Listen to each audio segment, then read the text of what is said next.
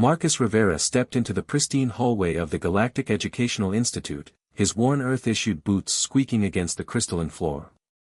The other students, a mix of tentacled Zephyrians, graceful Luminari, and towering Chronicans, gave him a wide berth as he made his way to Ancient Civilizations 101. Their whispered conversations died as he passed, replaced by the uncomfortable silence that had followed him since his arrival on Station Theta 7. At the classroom entrance, a tall, ethereal being with translucent skin blocked his path. Professor Valdres's 6 eyes focused on Marcus with what could only be described as concern. "Mr. Rivera," the professor's voice resonated through psychic waves rather than sound, "I trust you remember the protocols."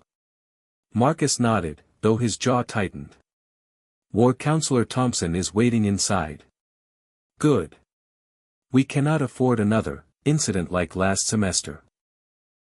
The classroom buzzed with nervous energy as Marcus took his seat in the back corner, flanked by Counselor Thompson, a middle-aged woman whose job was apparently to keep him from having what the Academy termed violent episodes during historical discussions.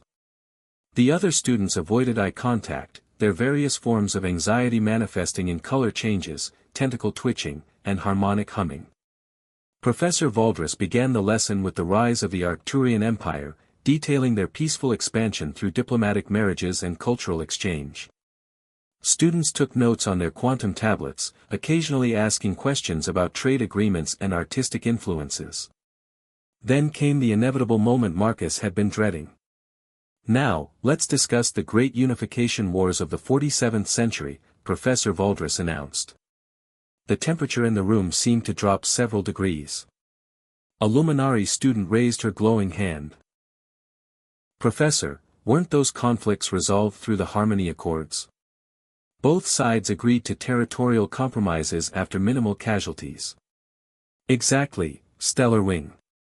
The Chronicans and Zephyrians demonstrated remarkable restraint, limiting their engagement to economic sanctions and strongly worded diplomatic protests." Marcus felt his blood pressure rising. His hands clenched involuntarily.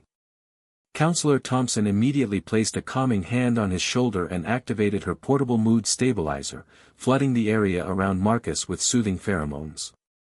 "But Professor," Marcus couldn't help himself, "what about the siege of Kronos Prime? 50,000 casualties in a single day isn't exactly minimal." The classroom fell silent. Every alien eye, sensor, and appendage turned toward him with a mixture of horror and fascination. Professor Valdres's skin shifted to a pale orange, the Luminari equivalent of deep distress. "Mr. Rivera, we've discussed this. Your species has an unfortunate tendency to focus on the more aggressive aspects of historical events."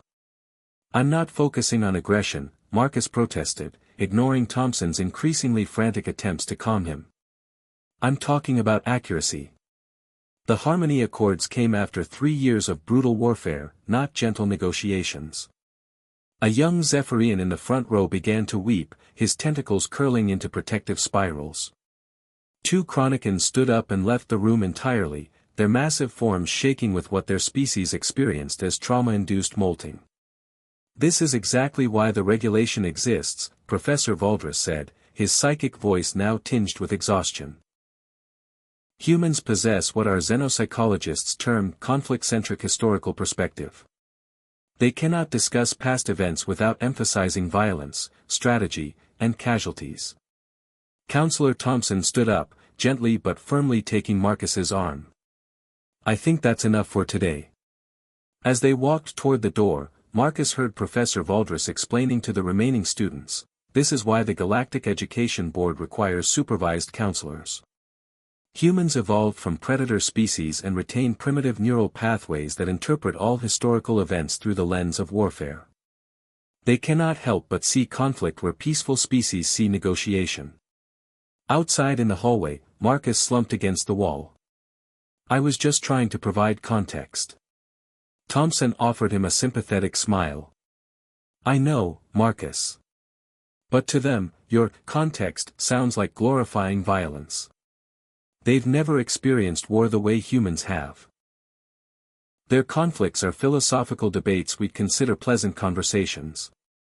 Marcus looked through the classroom window at the other students, now comforting each other with gentle touches and harmonious songs. For beings who had evolved beyond war, human history wasn't just uncomfortable, it was incomprehensible.